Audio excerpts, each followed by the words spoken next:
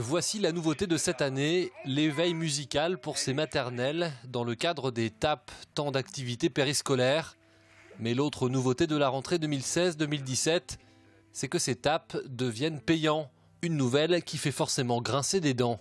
Ça a été une surprise, une mauvaise surprise en fin juin quand on a appris que ça devenait payant. Logiquement, ça a été imposé par l'État, ça ne devrait pas être payant. C'est considéré comme un temps scolaire, donc je vois pas pourquoi on paierait en plus de ça. Donc, Même si c'est peu. Même si c'est peu, voilà, ouais.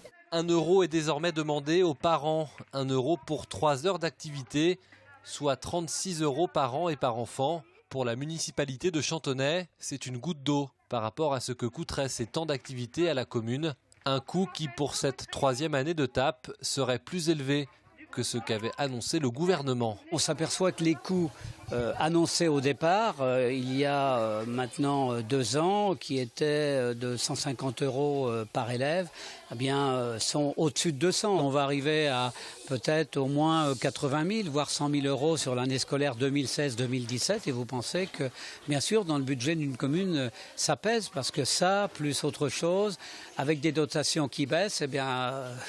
on s'aperçoit que aujourd'hui, les moyens des communes sont en train de diminuer sensiblement. Depuis le lancement de ces temps d'activité périscolaire, il a fallu se réorganiser.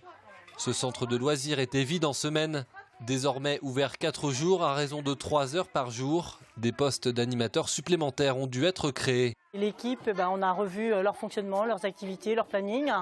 Et on a aussi mis en place avec plus d'animateurs qu'on avait avant, puisqu'on s'occupe de 5 sites scolaires.